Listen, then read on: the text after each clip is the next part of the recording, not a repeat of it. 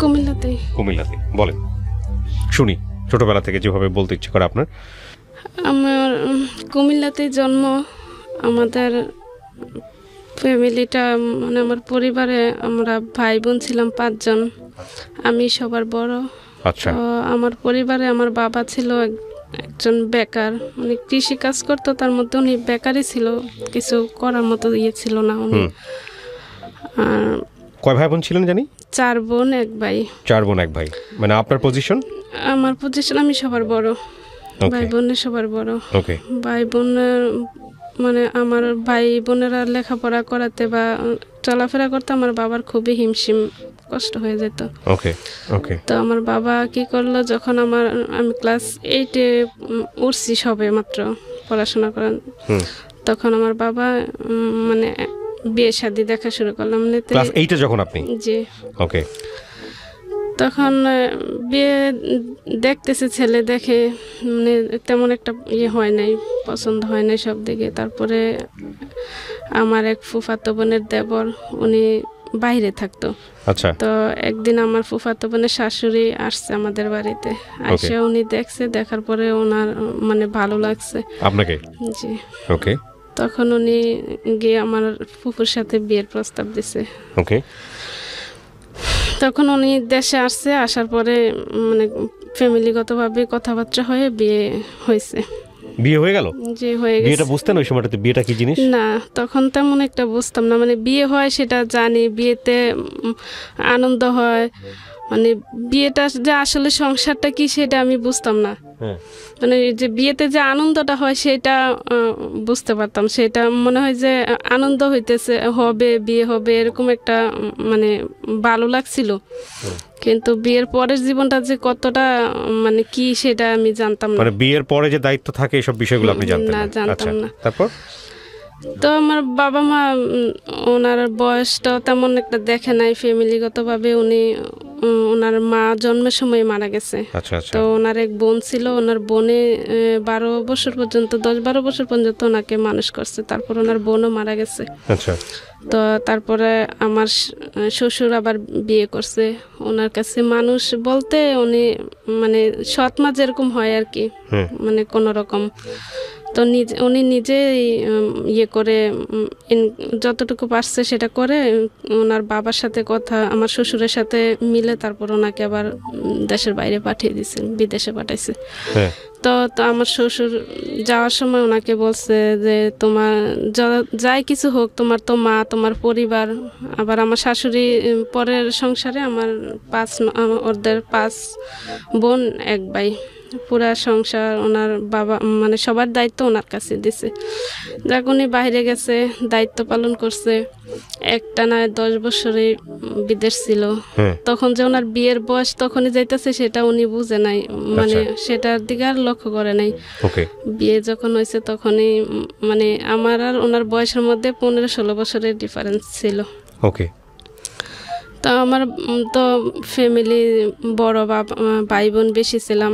বাবা মা বলছে যে বিদেশ থেকে আসছে, টাকা পয়সা হয়তো ইনকাম সোর্স ভালো আছে, সেজন্য দিয়ে মানে বিয়েটা হয়ে গেছে। হবার পরে তারপরে 1 মাসের মতো ছিল উনি, থাকার পরে বাইরে আবার চলে গেছে। যাওয়ার আবার 2 বছর। মানে আপনার হাজবেন্ড বাইরে চলে গেছে 1 মাসের মতো থেকে? আচ্ছা। বয়সের ডিফারেন্স কত ছিল আপনার সঙ্গে?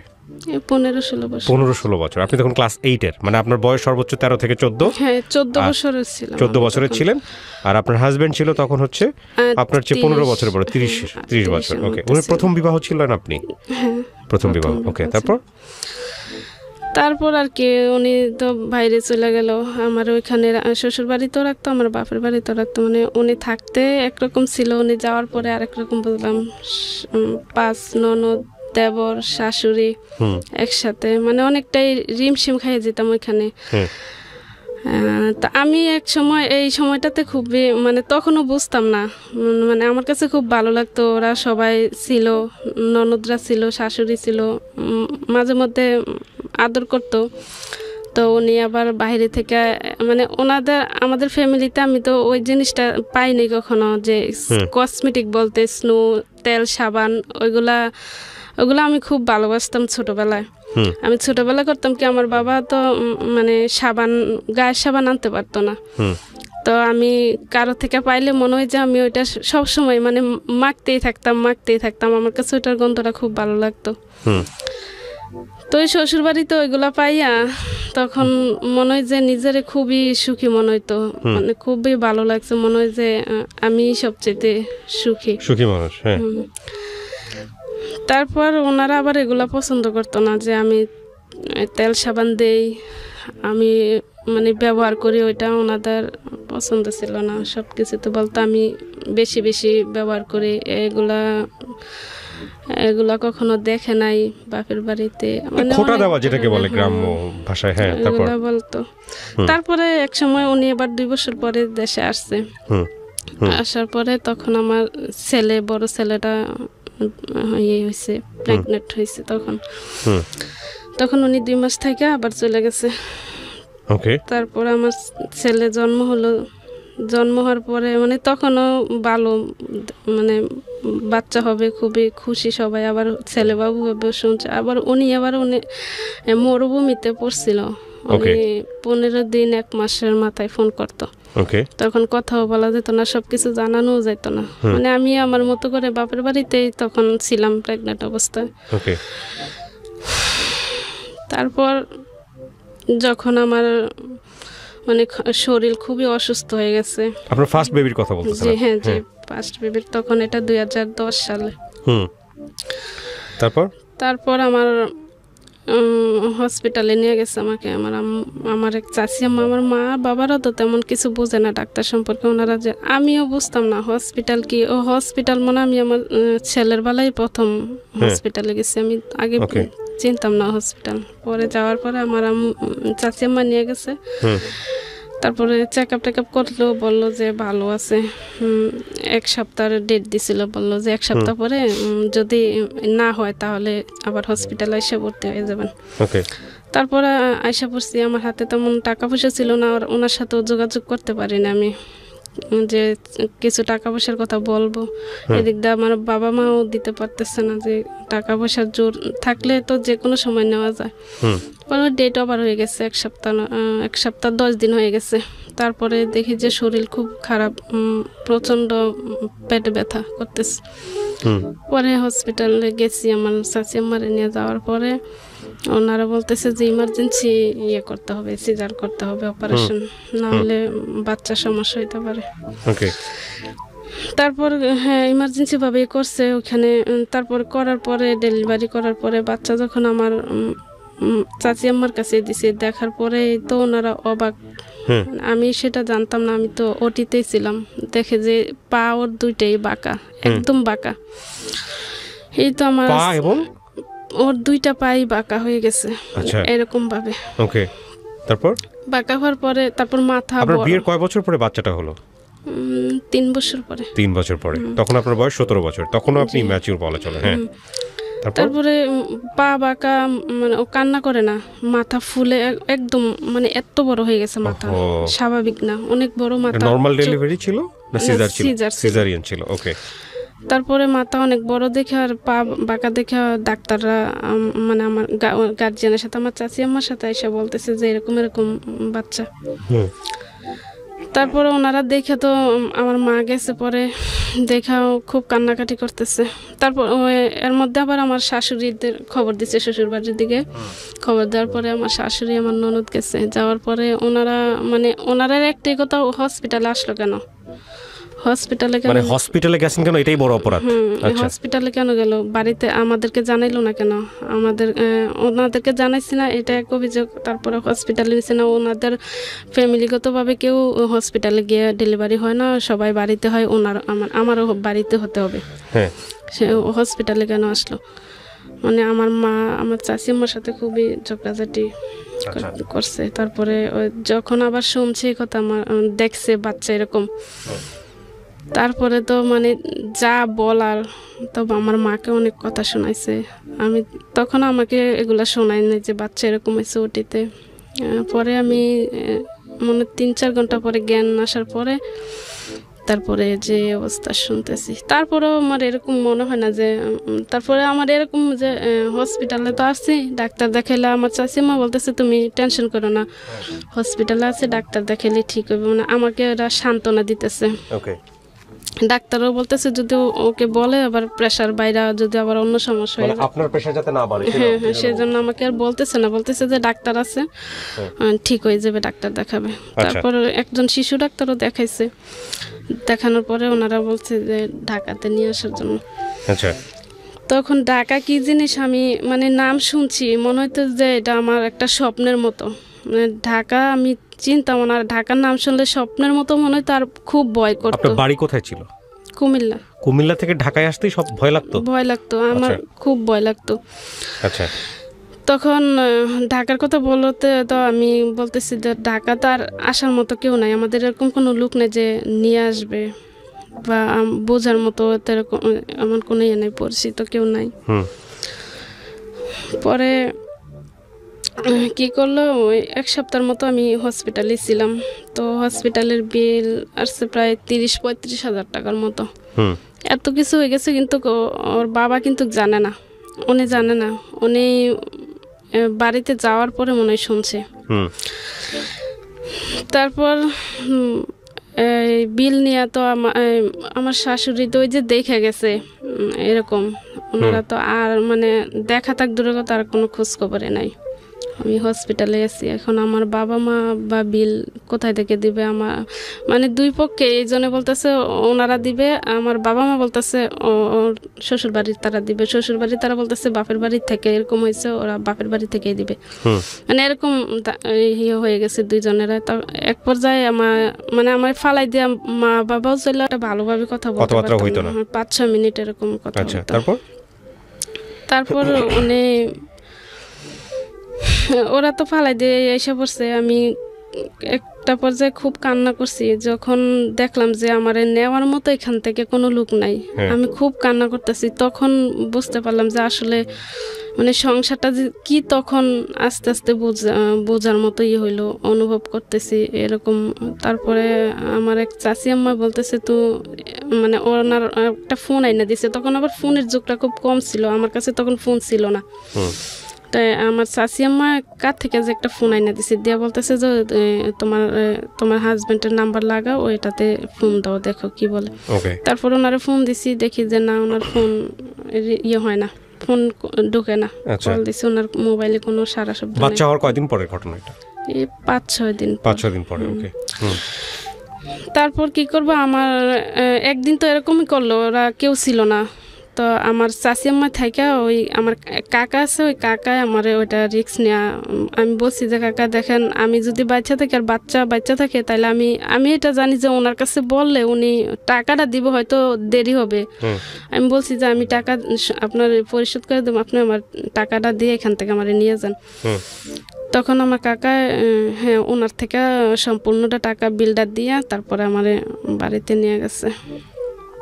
বাড়িতে নেওয়ার পরে ওরা তো আর কোনো খবরে নেই, মানে আমার ওই মা মানে সবাই মনে হয় যে কি যেন হয়েছে, মানে মানুষ মৃত্যু হলে যেরকম সিরিয়াল লাগে একজন দেখতে যায়, এরকম আমি যাওয়ার পরে পুরা বাড়ি একজোট হয়ে গেছে, মানে সবাই দেখতে যায় যে আমার ছেলে এরকম পা বাঁকা মাথা ফুলা এরকম হয়েছে, সবাই এগুলো দেখতে যায়, এক একজনে এক এক ধরনের কথা। তখন বলতো যে কি হয়েছে, এটা পঙ্গু হয়েছে, এটা জীবনে হারতে পারবো না, এটারে বাড়ি মানে ওরা এখানে নিয়ে আসছে কেন, বাড়িতে আনছে কেন, ওরা বাড়িতে ফাটাই দেখ, আমরা মেয়ে নিয়ে আসছো, মেয়ে থাক তোমার কাছে, তোমার বাচ্চা ফাটাই দাও ওইখানে। বাচ্চা কোথায় পাঠাবে? বাচ্চা ওর দাদির বাড়িতে ফাটাই দিতাম, ওর দাদি দেখলো না, ওদের বাচ্চা বাবার বাড়িতে পাঠিয়ে দিবে। ওদের অসুস্থ বাচ্চা আমরা কেন এটার মানে আমার বাবা মা কেন এটার বহন করবে, বা আমি কেন ওদের দেখাশোনা করবো। তখন এক পর্যায়ে দেখি যে এরকম ইয়ে হইতেছে, কেউ পছন্দ করলো না, আমার যে একটা আমার এরকম একটা ইয়ের মধ্যে প্রেশার পড়তেছে, আমার খুব কান্না করতেছে। আমি তখন মনে হয় যে সব দিক দিয়ে অন্ধকার। কারো কাছে যে আমি একটা কথা খুইলা বলবো, যা ওর বাবাকে বলবো, এরকম কোনো কিছু আমি দেখতেছি না। খুব আমি কান্না করতেছি। পরে একটা পর্যায়ে আমি ওকে মানে দুধ খাওয়াই বন্ধ করে দিছি, যে সবাই কেউ সাপোর্ট করে না যে ওরে আমি দেখাশোনা করি, বা কেউ বলেও না যে ও সুস্থ হবে, বা ওকে বাড়ি ঢাকা যেহেতু নিয়ে যেতে বলছে ঢাকাতে নিয়ে যাও, এরকম কেউ বলে না। সবাই বলে ও ভালো হবে না, ও পঙ্গু হবে, ওই পঙ্গু ছেলে পাইলা কি করবো, এই সে এগুলো বলে।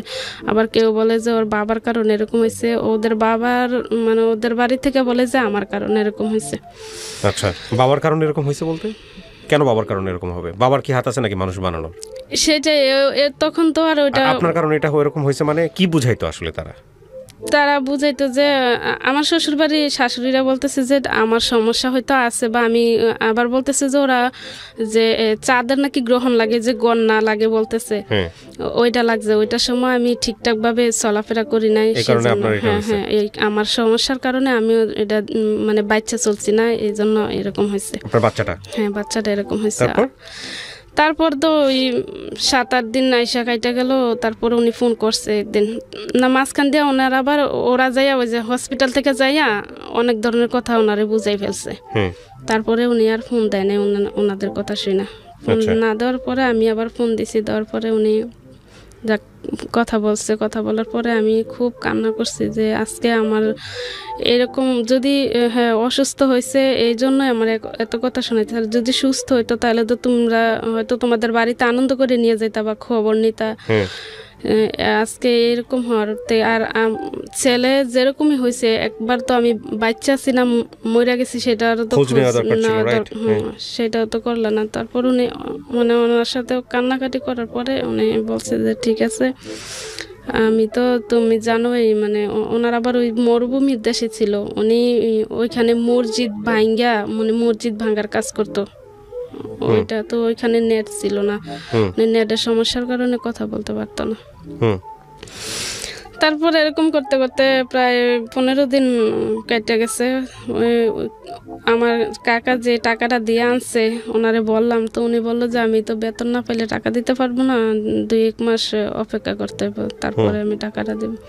তারপরে ওনারা তো আর কেউ বিশ্বাস করে না যে উনি যে টাকাটা দিব, উনি একে সবাই বলতেছে ও টাকা দিব না, ওর এরকম সন্তান হয়েছে, ওর দাদিরা ওর বাপের বাড়ি থেকে কেউ আসলো না আর টাকা দিব, এটা তো কিছুতে হইতো মানে এই আপনার হাসপাতালের বিল হাসপাতালের বিলে দিছে না, ওর দেখতে আইব কি। তো তারপরে আর ওনারা আসা যাওয়া করেন। আর ওই ওরে তো বলছিল যে ডাক্তার দেখানোর জন্য। তারপরে 15 দিন পরে আবার অসুস্থ হয়ে গেছে, কি ওর হয়ে গেছে, নিউমোনিয়া হয়ে গেছে। নিউমোনিয়া হওয়াতেও ঠান্ডা কাশতেছে আর মানে জ্বর। তখন তো ওরে ডাক্তার দেখানোর দরকার। পরে আমার ওই চাচি মা এসে বলতেছে যে ওরে ডাক্তার দেখায়। তখন তো আমি যে মানে আমার যে সিজার হয়েছে, আমি যে একটা ওষুধ কিনা খামো বা আমার যে একটু ভালো মন্দ খাওয়ার দরকার, সেইটার পয়সাটা পর্যন্ত আমার কাছে নাই। তো আমি ওরে ডাক্তার দেখাই কি করে? তখন আর কেউ ওইটা মানে টাকা টুকা কেউ দিতেছে না, আর আমি ওরে ডাক্তারের কাছে নেওয়ার তেমন একটা আগ্রহ হইতেছে না যে আমি কি দিয়ে ডাক্তারের কাছে নেবো। তারপরেও 2-1 দিন এরকম করতে করতে আমি এক সময় দুধ খাওয়াই বন্ধ করেছি। আমি না এরকম করলে না আমার কেমন জানি একটা হইতেছে যে সবাই তো এটা কেউ সাপোর্ট করে না আমারে। আমি মানে একটা মনে জিদ, ওর বাবার সাথে জিদ করে আমি ওরে দুধ আর খাওয়াইলাম না। একদিনে প্রায় 2-3 ঘন্টা হয়ে গেছে, ও কান্না করতেছে। পরে আমার ওই চাচি আম্মা আইসা বুঝাইতেছে, আমার আম্মু বুঝাইতেছে দেখ কি করবি। তারপরে ওনার বোঝানোর পরে দুধ খাওয়াইলাম। তারপরে দেখি যে ওর ঠান্ডা, আমি মানে জিদ দিয়ে ওরা এটা করতেছে, কিন্তু আমার ভিতর আমার মনে হয় যে বুকটা ফাইটটা দিতেছে। আমার এরকম কষ্ট হইতেছে যে আজকে আমার প্রথম সন্তান, ওরে নিয়ে এরকম কথা বলতেছে, আমার খুব কষ্ট লাগতেছে। আপনার কি ওরে খুব খারাপ লাগতো? মানে আপনার কাছে কি? না, আমার কাছে মনে হয় যে ও সুস্থ হয়ে যাবে, ওরে যদি ডাক্তার দেখাই বা ওরে ঢাকাতে নিয়ে যায় তাহলে ও অবশ্যই সুস্থ হবে। পরে আমার কাকি আমারতে কইলাম যে দেখেন টাকা তো দিচ্ছেন, আমার আর কিছু টাকা দেন, আমি ওরে ডাক্তার দেখাই। পরে আমার কাকায় টাকা দিছে। দেওয়ার পরে আমি কুমিল্লাতে একজন শিশু ডাক্তার দেখাই ওর ঠান্ডার জন্য। তো শিশু ডাক্তার দেখানোর পরে ওনারা বলতেছে ওর তো একদম খারাপ অবস্থায়, ওর হয়ে গেছে, নিউমোনিয়া হয়ে গেছে, ওকে বাঁচাইতে হইলে হসপিটালে ভর্তি করাইতে হবে। পরে হসপিটালে ভর্তি কথা শুনে তো আমি আবার কান্নাকাটি শুরু করলাম, কান্না করতেছি। পরে বলতেছি যে আমার একটা বিলেই এখনো বাকি আছে, টাকা পয়সা নিয়ে তো করতেছে। আমি তো ওরে হসপিটালে ভর্তি করে আর কারো কাছে জিজ্ঞেস করার মতো তো নাই, যে ওর বাবারে জিজ্ঞেস করে ভর্তি করাবো না ওর ফ্যামিলির কারো জিজ্ঞেস করে ভর্তি করাবো, ওরা তো কেউ টাকা দিব না, আমি ভর্তি করাইলেই কি। পরে আমার চাচি আমাকে, ও বাচ্চা থাকলে টাকা পয়সা হবে, উনি আমাকে অনেক হেল্প করছে আমার এই ছেলে হওয়ার পরে। পরে উনি হসপিটালে ভর্তি করেছে, বলছে যে একদিন ভর্তি রেখে তারপরে ওর যে ইনজেকশনগুলো দেয় ওগুলা ক্যানোলা ফিট করে নিলে বাড়িতে গিয়ে দেওয়া যাবে। তো এখানে একদিন ছিলাম, ভর্তি থাকার পরে একজন শিশু ডাক্তার দেখছে, আবার দেখা ওর ওই পাগুলা দেখা তারপরে বললো যে ওরে মানে ঢাকাতে যেতে হবে না, কুমিল্লাতে একটা হসপিটাল আছে, ওইখানে নিয়ে গেলে ওর পাগুলা যদি প্লাস্টার করা হয়, ছোট তো এখন ওর বয়স ছোট, তাহলে হবে। আচ্ছা। তারপরে ওইটা শুনে মনে হয় যে আমার কাছে একটু ভালো লাগলো। তারপরে আমি ডাক্তার দেখাইছি, দেখানোর পরে ওনারা বলতেছে যে ওর আগে নিউমোনিয়া ভালো হোক, হওয়ার পরে জ্বর ভালো হইলে তারপরে নিয়ে আসেন। তারপরে ওইখানে একদিন থাইকা ওরে নিয়ে আমি চলে আসছি বাড়িতে। আসার পরে ইঞ্জেকশনগুলো দিছি, দেওয়ার 1 সপ্তাহ পরে কিছুটা ভালো হয়েছে। এখানে আবার এই যে এত অসুস্থ, ওর বাবা ওর ফ্যামিলির কিন্তু কেউ খবর নেয় নাই। আচ্ছা। সব আমি করতেছি, মানে আমার ফ্যামিলিগত, আমার বাবা মাও না, আমার চাচি মায়ের আমি মিলাই এগুলা করতেছি। পরে ওই একটা ট্রমা সেন্টারে নিয়ে গেলাম কুমিল্লা, ওইখানে ডাক্তার দেখাইছি, হাড়ের ডাক্তার। উনি বলছে দেখছে, দেখে পাগুলা দেখে বলছে হ্যাঁ ওকে 5-7টা প্লাস্টার করাইতে পারলে তাহলে পাগুলা ঠিক হইতে পারে, ঠিক হবে, এখানে রেখে ঠিক হবে। তারপরে প্রথম প্লাস্টার করানো হলো। তখনও কি ওর বাবা দেখছে ওকে? না, দেখেনি, তখনও দেখেনি, দেশের বাইরে। তারপর তখন একটা প্লাস্টারে 3000 টাকা করে খরচ, শুধু প্লাস্টারটাই। আর বিজেট ওষুধ তো আছে, মানে প্রতিবারে 4-5 হাজার টাকার মতো খরচ হইতো। তো সবগুলা টাকাই আমার ওই কাকাই দিছে। দেওয়ার পরে তো প্রথম যখন ওরা বলতেছে যে না এটা ঠিক হবে না, প্লাস্টার যতই করুক, যতই ডাক্তার দেখ, মানে বাড়িতে কেউ সাপোর্ট করে না ওর ফ্যামিলি থেকে। ওর দাদা দাদি এমনি মাঝে মধ্যে ওই আমার যে ফুফু বিয়ে দিছে নিয়ে, আমার ফুফুর বাড়ি আবার আমাদের কাছে, ওইখান থেকে ওরা খবর নেয়। তারপরেও আমার কাছে মানে আমাদের বাড়িতে আসে না বা খোঁজ খবর নেয় না। পরে ওইখান থেকে ওরা বলতেছে না নেওয়ার দরকার নাই, করার দরকার নাই, এত টাকা পয়সা কে দিব, ওর যদি ওর ফ্যামিলি ওর বাপে যদি দিতে পারে দেখ, মানে এগুলা অনেক নানান ধরনের কথা বলতেছে। তারপরে যখন একটা প্লাস্টার করলাম, করার পরে দেখি যে পাটা এরকম ছিল, তো এরকম বাঁকা ছিল, এরকম হয়েছে, মানে একটু সোজা হয়েছে 1 ইঞ্চির মতো হওয়ার পরে। তারপরে দেখলাম না, তারপরে আমার একটু ভালো লাগছে, মানে মনটা একটু হয়েছে, ভরসা পাইছি যে না যেহেতু একটু হয়েছে তাহলে আবার করলে হয়তো আরেকটু হইতে পারে। তারপরে এরকম করার পরে 4টা প্লাস্টার হয়ে গেছে, হওয়ার পরে একটা পা পুরোপুরিভাবে সোজা হয়ে গেছে, আর একটা আর একটু বাকি রয়েছে। তারপরে ওনারা বললো যে এখানে আর হবে না, যেহেতু 5-6টা করে লাইছে, এটাতে আর করলেও এটা কাজ হবে না। আচ্ছা।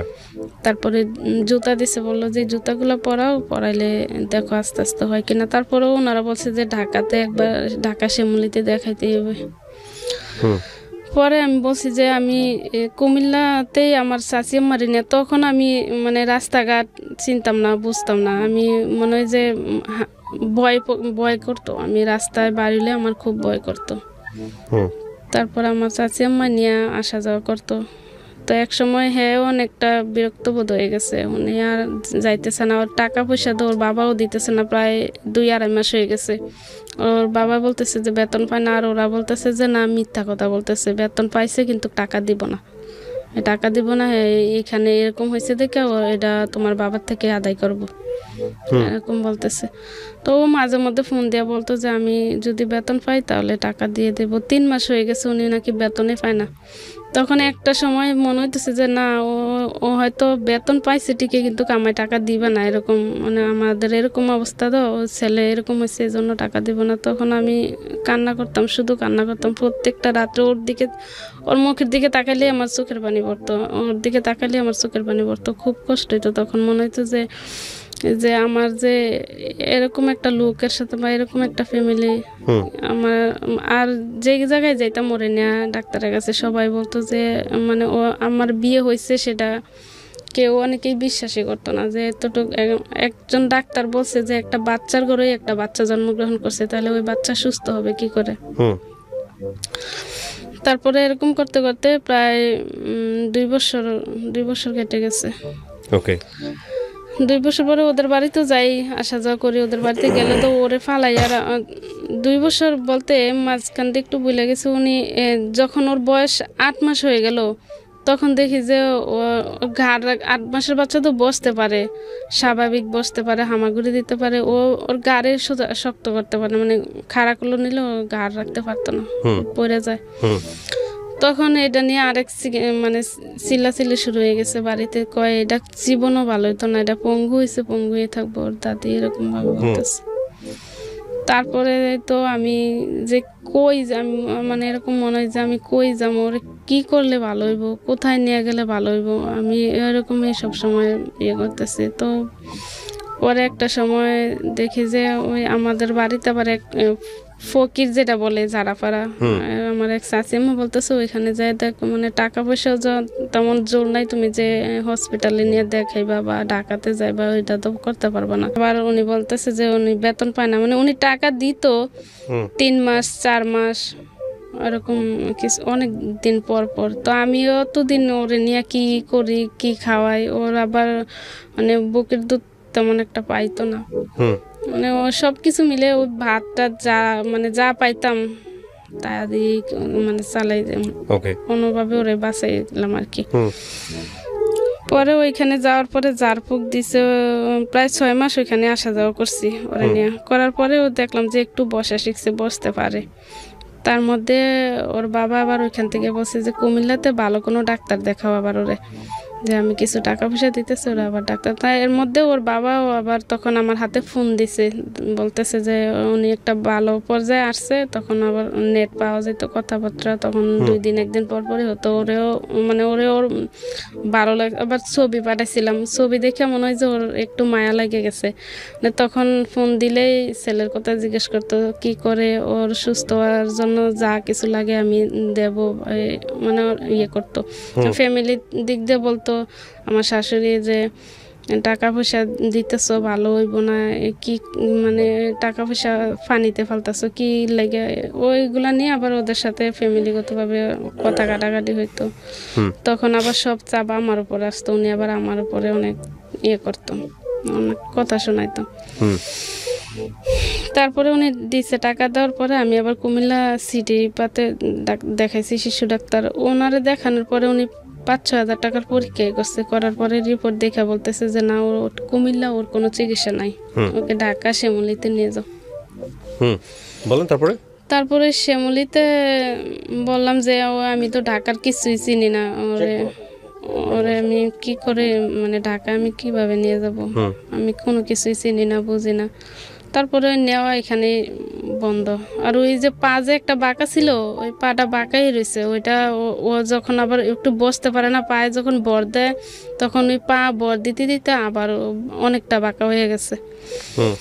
তারপর সবাই যে যেরকম ভাবে বলতো পঙ্গু, এইটা সেটা। মানে বাচ্চাকে নিয়ে সারাদিন কাটতো আপনার। ও কি তখন, ওর বয়স কত যখন আপনি এটা করছেন দৌড়াদৌড়ি? ওর বয়স তখন 2 বছর। 2 বছর। ও তখন কি কথাবার্তা বলতে পারে? না, ওই বসাই শিখছে মাত্র, মানে বসতে পারে। ওর বসা শিখছে 1 বছরে। আচ্ছা আচ্ছা। 12 মাসে ওর বসা শিখছে। তারপরে ও হামাগুড়ি দিতে পারে না, দাঁড়াইতে পারে না, মানে এক একজনে এক এক ধরনের কথা। ও প্রতিবন্ধী ভাষাটা যখন বলতো মনে হয় যে আমার মানে কলিজাটা আমার বাইরে হয়ে যাইতো। আমার এত কষ্ট লাগতো, খুব কষ্ট লাগতো। মনে হয় যে আমি তখন খুব কান্না করতাম, আল্লাহ তুমি আমার প্রথম সন্তানটাই এরকম কেন, আমি কি পাপ করছিলাম, আমার কেন এরকম। তারপরেও যখন আস্তে আস্তে একটা সময় 2 বছর হয়ে গেছে, তখন একটু একটু হামাগুড়ি দেয়। তখন আমার এরকম মনে হলো যে না, ও যেহেতু হামাগুড়ি দেয় তাহলে একদিন হাঁটাও শিখবে। আমি ওর যা কিছু করা লাগে সব কিছু করতেছি, মানে যতটুকু কষ্ট যেখানে বলছে সেখানে যাইতাম।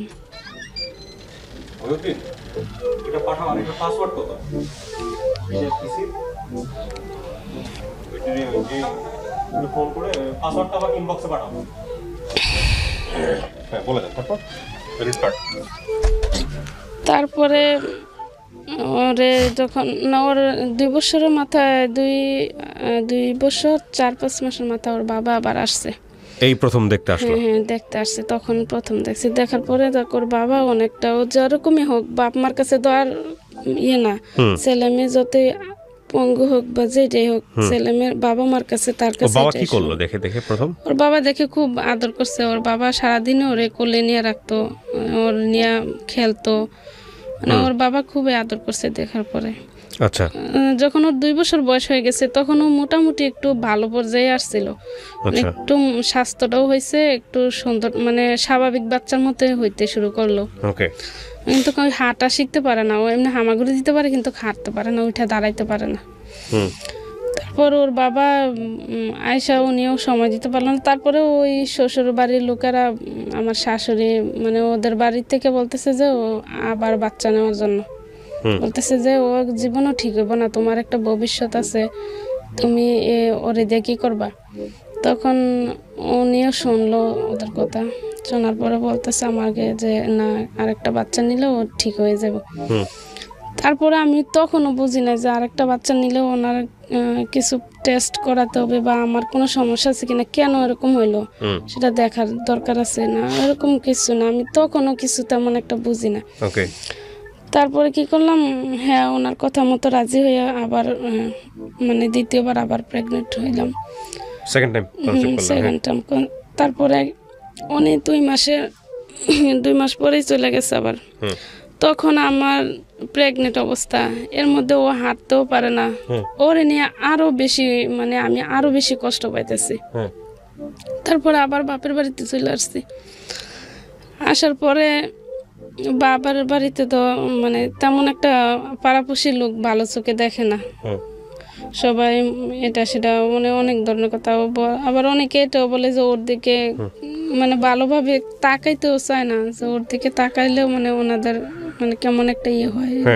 আমার সামনে এই কথাগুলো বললে তখন আমার মানে কি খুব কষ্ট হয়, মনে হয় যে আমার ছেলেটারে দেখলে সবাই এরকম কেন কথা বলে। ততদিনে কি আপনার ছেলে মানে ওই কথাবার্তা বলা এগুলো কোনো সিমটম নাই? কোনো সিমটমই নাই, শুধু বাবা মা বলতে পারে, বাবা ডাকতো, এমনি আমার জানার জন্য। ওর বয়স কত এখন?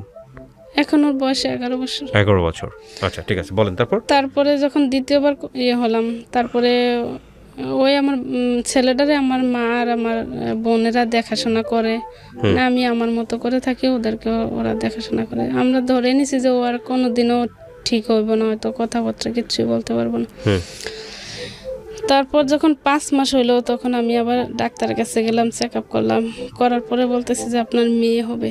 তখন আমার একটা ভয় যে যদি আবার এরকম হয়, তখন আমি ওই ডাক্তারের সাথে বলছি যে ম্যাডাম আমার এই সমস্যা, আমার বাচ্চারা সুস্থ আছে কিনা সেটা দেখেন।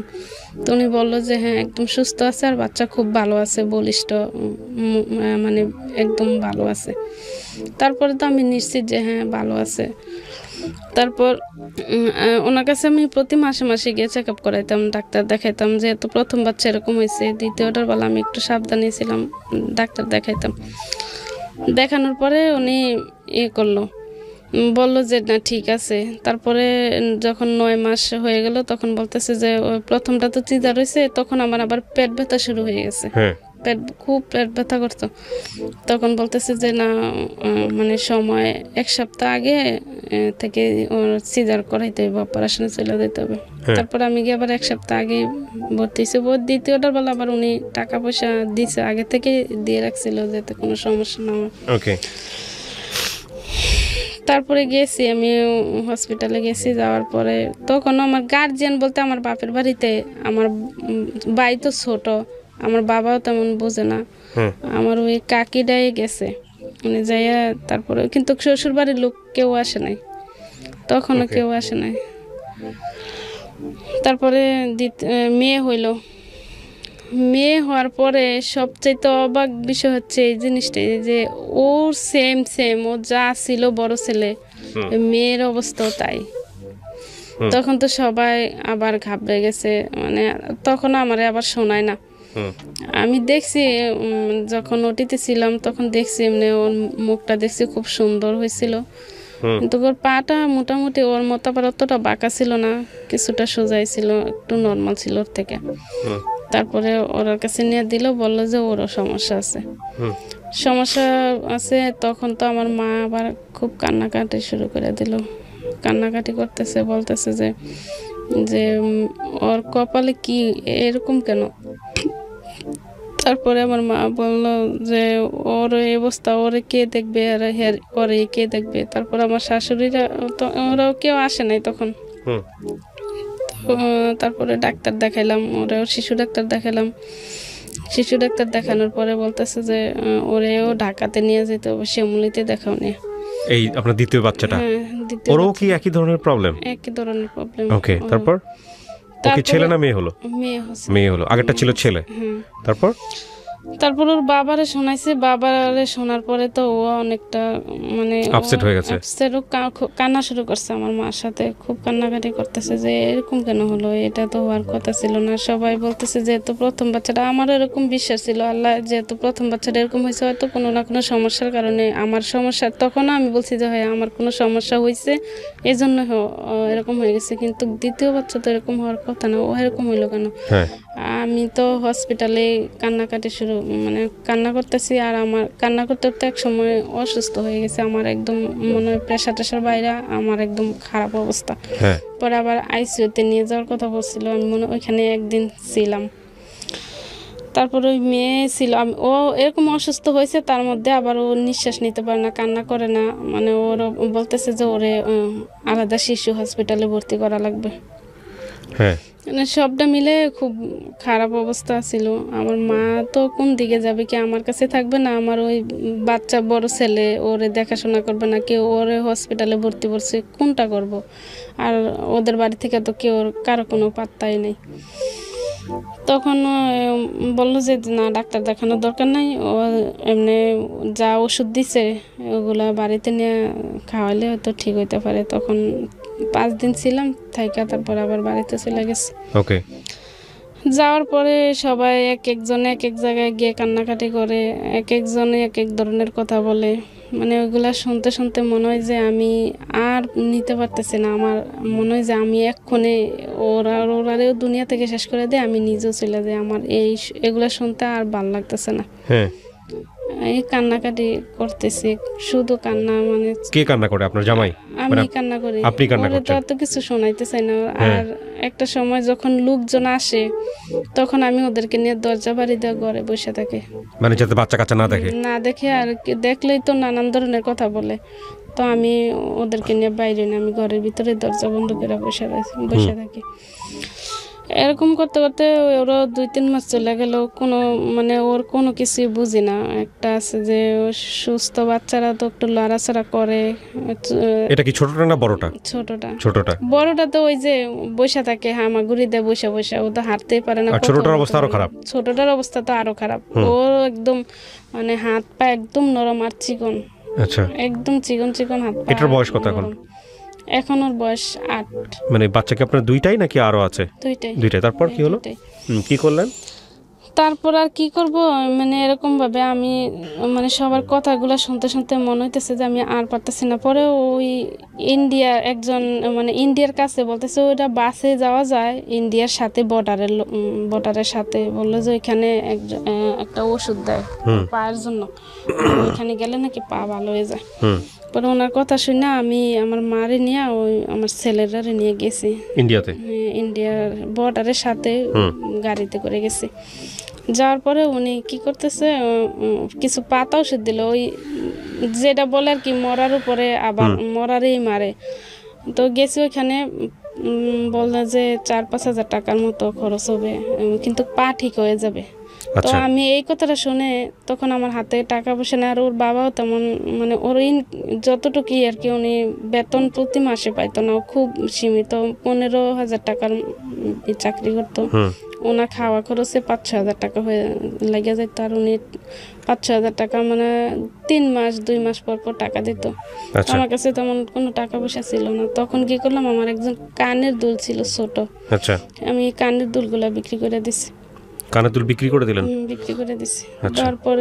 তারপরে এই টাকাটা নিয়ে গেছি ওরে, যে ওষুধটা আনবো, ওরে তো ভালো করতে হবে। তখন গিয়ে দেখলাম যে না, আমি এক ধান্দাবাজের মধ্যে পড়লাম। উনি মিথ্যা কথা বলে নিছে আমারে, মিথ্যা কথা বলে নিয়েছে। আচ্ছা, ওখানে কোনো ওষুধ দেন, আর ওষুধ ওইটা মানে ওই কবিরাজি ওষুধ, ওইটাতে কোনো টাকা পয়সা তেমন লাগে না। উনি আমার থেকে আগেই টাকাটা নিয়ে নিছে। আচ্ছা। আর আমিও মানে তেমন করি নাই, যাচাই করি নাই যে ওনার কাছ থেকে টাকাটা ওনার কাছে না দিয়ে আমি যেখান থেকে ওষুধ নেব ওইখানেই দেব। আচ্ছা। মানে উনি আমার জায়গা চিনে ঠিকানা দিয়ে বলছে যে অমুক জায়গা জানো, ওনার সাথে আমার পরিচয় আছে। আচ্ছা। সেটা বলে উনি আমার কাছ থেকে টাকা নিয়ে গেছে, আর বলতেছে আমি আসতেছি, আপনি যান, আমি ওইখানেই থাকি। তারপরে গিয়ে দেখলাম যে না, উনি তো শুধু ওষুধের টাকাটা মনে হয় 100-150 টাকা মনে ওনারে দিছি, আর ওই 5,000 টাকা আমি ওনারে দিছি, যে ওই লোকের আর কোনো খবরই পাইলাম না। আচ্ছা। উনি ওইখান থেকে পরে ওইখানে গিয়ে আমি একজন টাকা এই কথা শুনছি, তখন আমি মানে ওইখানে ইয়ের মধ্যে নার্ভাস হয়ে গেছি যে উনি এত বড় করলো, আর আমি ওইখান থেকে আসতে পারিনি। মনে হয় যে আমি ওই রাস্তায় ভুলে গেছি, আসতে পারি না। আমার পরে একটা লোক ছিল ওনার সাথে, উনি আবার একটা গাড়ি রিজার্ভ করে তারপর আমার বাড়িতে পাঠিয়ে দিল আর কি। আচ্ছা। তারপর আর ওইখানে যাই নাই, কি করব, কান্নাকাটি করে যে এত কষ্ট করে নিয়ে গেলাম না, হইতে আমার কানের দুলগুলো আমি বিক্রি করে গেছি, কোনো তো কাজ হইল না।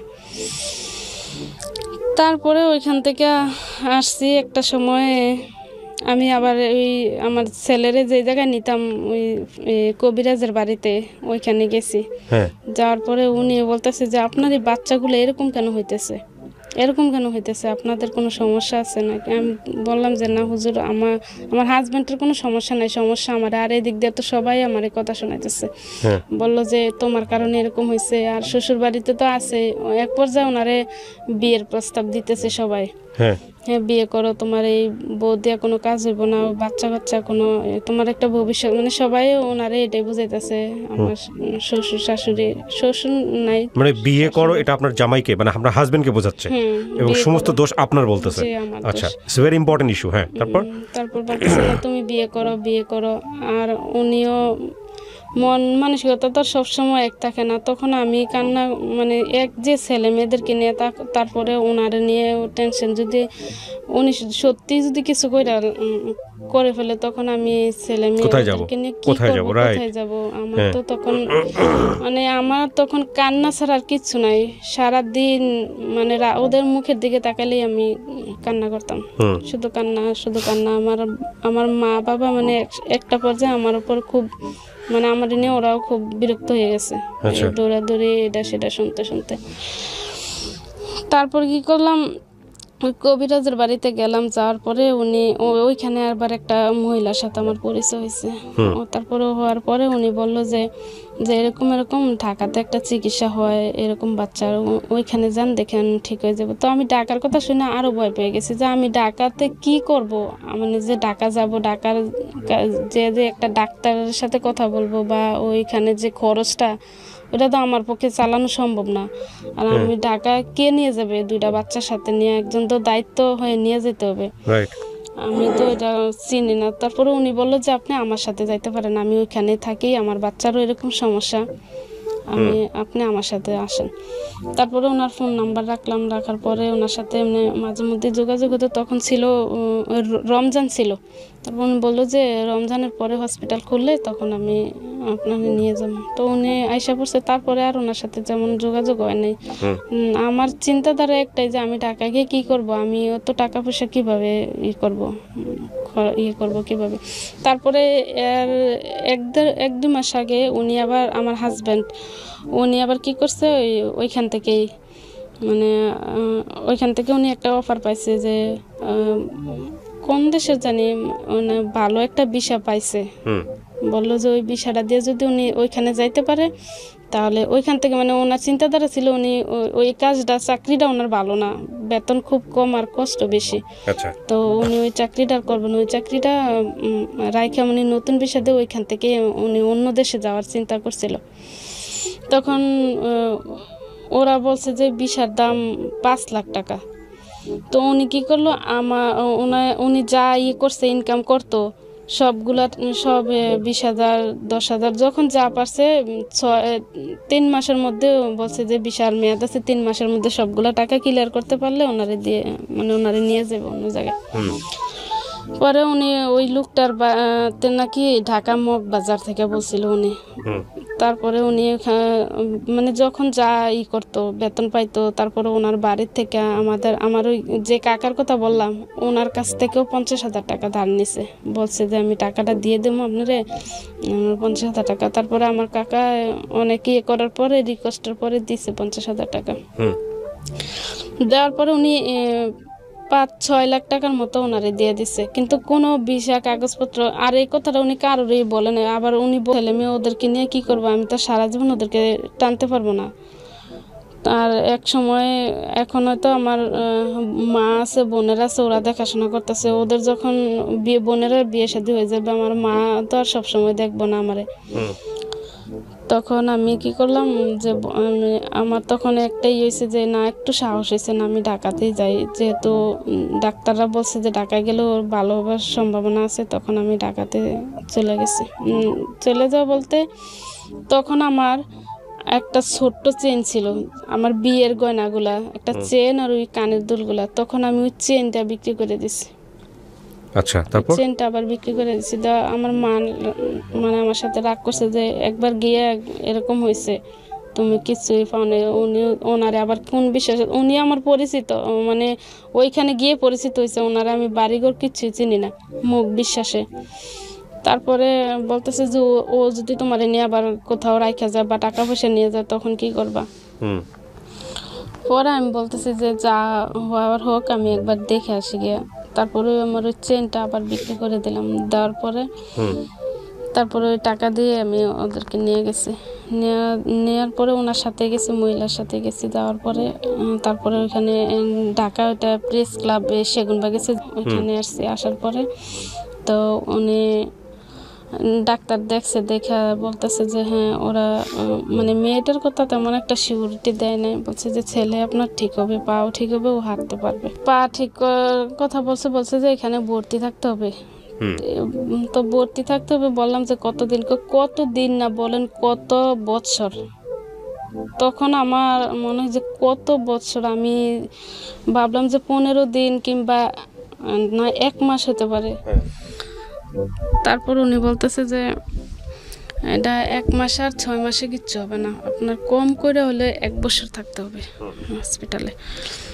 তারপরে বললাম যে ওই 1 বছর হসপিটালে থাকা, এটার খরচ, তারপর এত টাকা পয়সা আমি কোথা থেকে আনবো। তারপর ওনারা বললো যে 3,000 প্রতি মাসে হসপিটালের বিল 3,000, আর আপনার খাওয়া থাকা প্রতি মাসে 5-6 হাজার টাকার মতো খরচ হবে, এটা বললো। তারপরে বললাম যে আমি নিয়ে আসছি মাত্র 10,000 টাকা, 10-12 হাজার টাকার মতো নিয়ে গেছি, আমার এটা 2 মাস তো কিছুতেই হইব না।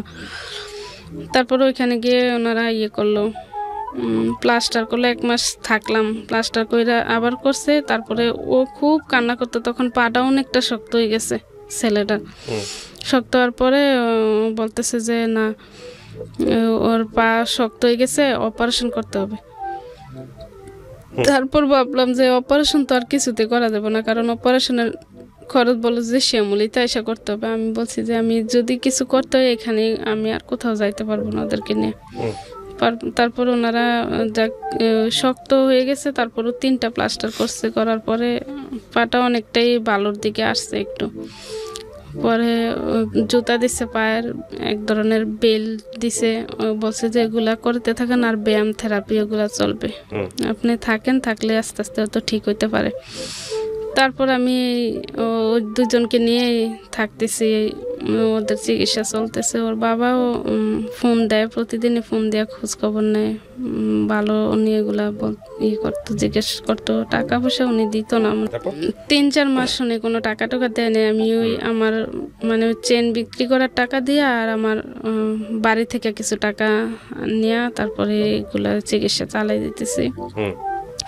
তারপরে কি করলো, 3 মাস থাকার পরে দেখলাম যে না, আমার ছেলে একটু দাঁড়াইতে পারে, ও একটু দাঁড়ানো শিখতেছে। তখন আমার আরেকটু বল ভরসা হইলো যে না, ও যদি হাঁটতে পারে তাহলে আমার যত কষ্টে হোক ওর বাবারে বইলা তারপরে আমি আবার কিছু 2 মাস থাকার আবার কিছু টাকা করলাম।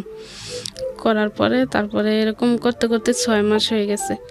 6 মাস থাকার পরে দেখি না, ছেলে নিজে ওর পাটাও অনেকটা ঠিক করে পারতে পারে, হাঁটতেছে, মানে একটা দুইটা কাইক দিতেছে, ওইটা দাঁড়াইতেছে, হাঁটতেছে। তখন আমার যে কি পরিমাণ ভালো লাগছে আমি এটা কারোর বইলে বুঝাইতে পারবো না। অনেক খুশি লাগছে, অনেক আনন্দ। আমার মনে হয় যে খুশিতে আমি সবার কাছে দৌড়াইয়া বলি যে না, আমার ছেলে সুস্থ হয়েছে। আমার এই ছেলের নিয়ে কত মানুষে কত কথা বলছে। আমার এক জেডি আম্মা বলছে যে তোর ছেলে যদি হাঁটতে পারে তাহলে আমার বাম হাত দিয়ে তাল গাছ উঠবে। মানে এই কথাটা তখন আমার মনে হচ্ছে না, আমি আমার জেডিরে এবার বলতে পারলাম যে না, আমার ছেলে তো হাঁটা শিখছে। ও তখন হাঁটা শিখছে, কথাও টুকটাক বলতে শিখতেছে, মা বাবা, মানে ও ছোট ছোট ভাষাগুলা বলা শিখছে, ওগুলা বলতে পারে। তারপর ও মেয়েও তো ওর ঘাড় রাখতে পারতো না, বসতে টসতে পারতো না। তখন একটা পর্যায়ে গিয়া 6 মাস থাকার পরে দেখি যে না, মেয়েটাও একটু ভালোর দিকে আসছে। ও একটু মানে শক্ত হয়েছে, হাত পা গুলো শক্ত হয়েছে। ও মানে দৌড়ে দাঁড় করাইলে দাঁড়ায়, বসা শিখছে। তো ওইখানে আমি 4 বছর কাটাই দিছি ওইখানে। একটানা 4টা বছর ছিলাম ওই হসপিটালে। থাকার পরে ও আমার ছেলে একদম সম্পূর্ণভাবে এখন হাঁটতে পারে।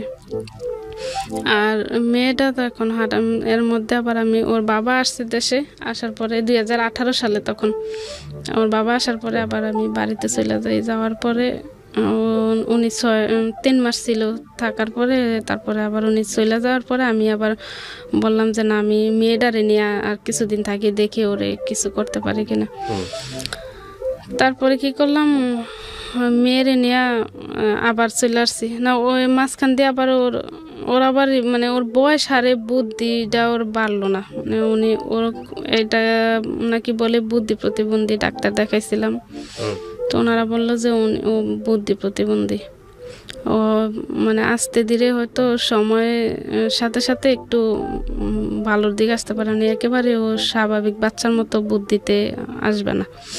তারপরে ও মাঝখান দিয়ে আবার ওরে দেখাইছিলাম, ডাক্তার দেখাইছিলাম ধানমন্ডি সেন্টার হসপিটালে শিশু বিশেষজ্ঞ ডাক্তার দেখাইছি। প্রথমে মেয়েটারে দেখাইছি। মেয়েটারে দেখানোর পরে উনি দিল, 2টা টেস্ট দিল। দেওয়ার পরে টেস্টগুলো করাইছি, ওর ব্রেনে আছে, বললো যে এফেক্ট হয়েছে, ওর এই এফেক্টের কারণে এরকম। তারপরে তখন কিন্তু ডাক্তারের সাথে আমার ছেলের কথা কিছু বলি নাই। যখন দেখলাম যে মেয়েটার একটু ভালোর দিকে, তখন ভাবলাম যে না, এবার একটু ছেলেটারও দেখাই ওনারা। আর উনি তো মানে অনেক বিজেটটা অনেক চার্জ বেশি, সেজন্য আর দেখাই নেই।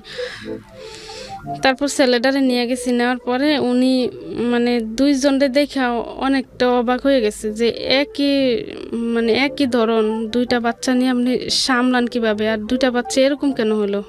মানে ওনার মানে আমি এত পেশেন্টে দেখি, কিন্তু এরকম 2 বাচ্চা মানে ভাই বোন এরকম হয় সেটা আমি দেখি নাই। তো ওদের সমস্যাটা কিসের কারণে হয়েছে। তারপর উনি জিজ্ঞেস করলো যে আপনাদের কোনো আত্মীয় স্বজনের মধ্যে বিয়ে শাদী হয়েছে কিনা, ওনার ব্লাড গ্রুপ কি, এগুলো জিজ্ঞেস করলো। তারপর আমি বললাম যে না, ওর ব্লাড গ্রুপ ও পজিটিভ, আমারও পজিটিভ। তো উনি বললো যে ও পজিটিভ হইলে কারো সমস্যা হয়, আবার কারো হয় না।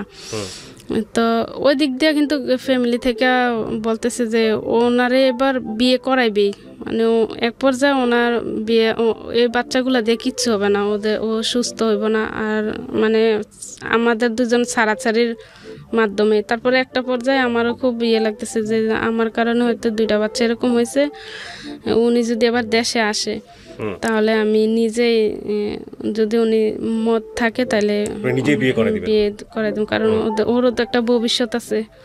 আর উনি ছোটবেলা থেকে অনেক কষ্ট করতেছে, মা হারা বাবা হারা, তো ওনারও তো একটা ভবিষ্যতের দরকার, একটু ভালো থাকার দরকার। সেটা ভাববে আমি বলতেছি না, উনি যদি এবার দেশে আসে টাকা পয়সা মোটামুটি অনেকটাই খরচ করছে ছেলে মেয়েদের পাশে, উনি আমার এরকম একটা চিন্তা ভাবনা ছিল। তারপরে ওই যখন ওদেরকে ডাক্তার দেখাইছি তখন ওনারা বলল যে উনি বলল যে আপনার একটা টেস্ট করানোর দরকার, যে কে এরকম হয়েছে কিসের থেকে সেটা আমি দেখব। পরে ছেলেরও করেছে মেয়েরও করেছে, একটা টেস্টের দাম 28,000 টাকা করে। আচ্ছা, যখন আমি এটা শুনছি যে তারপর ওনারে বলছি, ওর বাবারে বলছি যে 28,000 টাকা একটা টেস্ট, তখন উনি বলল যে মেয়েরটা করাও। তারপরে মেয়েরটা করাইছি, করানোর 2 মাস পরে আবার এটা রিপোর্ট আসতে 2 মাস লাগছে।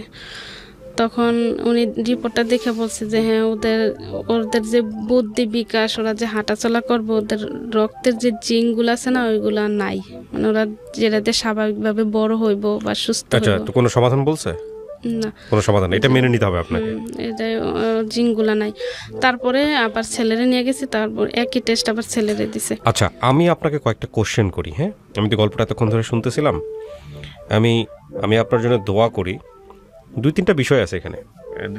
একটা জিনিস মনে রাখবেন, আমাদের যারা সমাজে মোটামুটি শিক্ষিত বলতে বলে একাডেমিক এডুকেশন যাদের আছে, তাদের লেভেল অফ থট আর এই যে আজকে আমার সামনে যিনি বসে আছে, আপনার ক্লাস 8 পর্যন্ত পড়াশোনা, right? Owner level of thought এবং একই সাথে ওনার যে সামাজিকতা, সেইখানে এইরকম 2টা ফিজিক্যালি চ্যালেঞ্জ 2টা বাচ্চাকে নিয়ে দিন কাটানো, এটা একরকম না। তো সেই জায়গাটা থেকে আমি একটু অন্যভাবেই তার সঙ্গে কথা বলতে চাই। বাট তার আগে আপনি আমাকে একটু বলেন, আপনার বাচ্চা 2টার বর্তমান কন্ডিশন কি? বর্তমান মেয়েটা একদমই খারাপ অবস্থা, ও হাঁটা চলা একদমই এখন কথাবার্তা বলে না, কথাবার্তা বলে না। ও কি বোঝে? কি কোনো কমিউনিকেশন কোনো কিছু বোঝে না? কি করে ও? সারাদিন রুমের মধ্যে পড়ে থাকে, বসে থাকে। ওকে নিয়ে আবার আমি একটু হাঁটা, আমি সামনে থাকলেও ভালো লাগে, মনে হয় আমার সাথে খেলে, কিছু বলতে চায়। আচ্ছা, তো ওকে নিয়ে আপনি বাইরে হইতে পারেন? বাসার বাইরে হন? ওকে তো আজকে নিয়ে আসছি এখানে। আচ্ছা, নিয়ে আসছেন? ওকে আমি যেখানে যাই ওরে নিয়ে যেতে হয়, বাসা ওরে দেখার মতো তো কেউ নেই। ওকে, আর না সেটা তো অন্য ইস্যু, আজকে এখানে নিয়ে আসছেন, কিন্তু ওকে নিয়ে আপনি কি হাঁটাচলা করতে পারেন?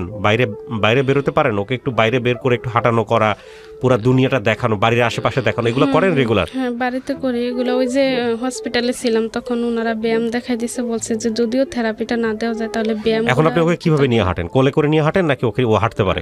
ওকে আমি বাইরে যখন যাই তখন কোলে করে নিয়ে যাই। কোলে করে নিয়ে যান। ওর বয়স কত?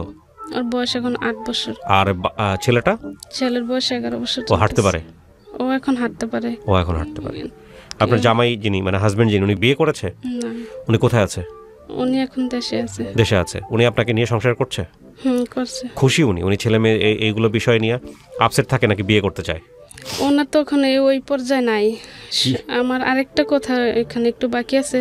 তো ওদের যে পরীক্ষাটা 2টা করছি, তো দুইজনের যে একই সমস্যা দেখছে, তো উনি ওই ডাক্তারে আবার আমাকে ওই জায়গায় নিউরোজেনে পাঠাইছে। ওনারা বলছে যে আপনিও পরীক্ষাটা করেন, মানে এইগুলা টেস্ট, ওর বাচ্চাগুলা দুইজনে এরকম কেন হলো, এই সমস্যাটা কেন হলো সেটা আমরা দেখতে চাই। তারপরে আমার টেস্টগুলা করেছে, তো ওই টেস্টটাও 30,000 টাকা। আমি বললাম যে দুইজনের টেস্টগুলা করেছে, আমার আর সম্ভব না যে আমি ওই 30,000 টাকা দিয়ে আমার টেস্টগুলা করাবো। তারপরে উনি বললো যে ঠিক আছে, ওইটা দিয়ে আমরা, মানে এরকম কি হয়েছে ওনার বললো যে এটা আমাদের দেখার দরকার। হাজবেন্ডের প্রবলেম ধরা পড়ছে, তাই তো? জি। যে আপনার হাজবেন্ডের ফিজিক্যালি কোনো প্রবলেম আছে যে কারণে বাচ্চাটা এরকম হচ্ছে, এটা কে বলেছে? ডাক্তার বলেছে? হ্যাঁ, ডাক্তার বলছে। যখন মেডিকেল সায়েন্স নিয়ে আপনাকে কিছু বলবো না, মূল কথা হচ্ছে যে আপনি গল্পটা কেন বললেন আজকে এখানে, আজকে রেডিওতে মানুষের সামনে গল্পটা কেন বললেন? গল্পটা এই জন্যই আমার বলা যে আমার অনেকে এই সমাজে আছে যে মেয়েদের সমস্যাটাই আগে দেখে, পুরুষদের যে সমস্যা থাকতে পারে সেটা বোঝে না। একবারের জন্য ওরা বললো না যে ওদের বাবারও তো সমস্যা থাকতে পারে, যেহেতু বাচ্চাগুলো এরকম হয়েছে, ও তো আর আমি হাতাই বানিয়ে নিয়ে যাই নাই, বা আমার সমস্যা হইলেও তো একজন হইতে পারে আমার সমস্যার কারণে, দুজনে কি আমার সমস্যার কারণে হয়েছে সেটা আমি মানে। আর যদি একটা আমরা ভুল করছি যে প্রথম বাচ্চাটা যখন দেখলাম যে অসুস্থ, যদি আমি ওই টেস্টগুলা বা কোনো ভালো ডাক্তার দেখাইতাম, তাহলে কোনো টেস্টের দ্বারাতে হয়তো ওনার সমস্যাটা ধরা পড়তো, তাহলে এটা কোনো চিকিৎসা আছে কিনা বা ওনারা একটা পরামর্শ দিত, দেওয়ার পরে তারপরে দ্বিতীয় বাচ্চাটা দিতাম, তাহলে আমার এই কষ্টটা এখন যে ভোগান্তিটা হইতেছে সেটা আমার হইতে হতো না। তা আমার মতো ভুল যেন আর কেউ না করে, মানে একটা বাচ্চা যেহেতু দেখছে এরকম, নেক্সট টেস্ট না করে ডাক্তারের কাছ থেকে ইনশিওর না হয়ে দ্বিতীয় বাচ্চা যাওয়াটা উচিত ছিল না। আচ্ছা, আমি আপনাকে এখন যে কথাটা বলি সেটা হলো যে নিজেকে বুঝদেন কিভাবে? নিজেকে বুঝতে তারপরে একটা সময় যে আমি এটা মাইনা নিছি যে থাক, আমার আল্লাহ দিছে, হয়তো আমার ইমান পরীক্ষা করতেছে, আমার মন পরীক্ষা করতেছে, এক সময় ঠিক ওরা মেয়েটার কথা ভাবি না, ছেলেটা যদি ভালো হয় ওরে দিয়ে আমার আশা। আবার ওনার যে সমস্যাটা পরবর্তী কোনো বাচ্চা কনসেপ্ট হলে একই রকম বা এর থেকে খারাপও হতে পারে, মানে আপনার হাজবেন্ডের। জি হ্যাঁ, সো আপনার বাচ্চা নেওয়াটা উচিত হবে না, ডাক্তার বলে দিয়েছে। আর এটার যে কোনো চিকিৎসা সমাধান ওইটাও না, ও বাহিরে ছাড়া। আপনাকে একটা প্রশ্ন করি, খুব রাফ প্রশ্ন। আপনার হাজবেন্ড তো চিন্তা করছিল বা আপনিও চিন্তা করছিলেন আপনার হাজবেন্ডের জন্য, ঠিক আছে ও আসলে আর একটা বিয়ে দিয়ে দিব, এখন যদি উল্টা হয় বিষয়টা, আপনি আপনার হাজবেন্ডকে ছেড়ে দিয়ে আপনি আরেকজনের সাথে সংসার করেন, উল্টা হওয়ার তো কোনো নাই। আমি আপনাকে প্রশ্নটা করছি, আপনার সেখানে উত্তরটা কি?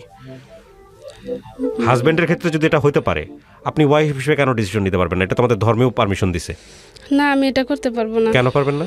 কেন পারবো না, কারণ আমি বাচ্চা দুইটা ছাড়া আমার আর মানে আমার সামনের দিকে আর কিছু না, ওরা আমার সাথে একদম মিশে গেছে। আমি আপনার নাম যেন কি বলতেছিলেন?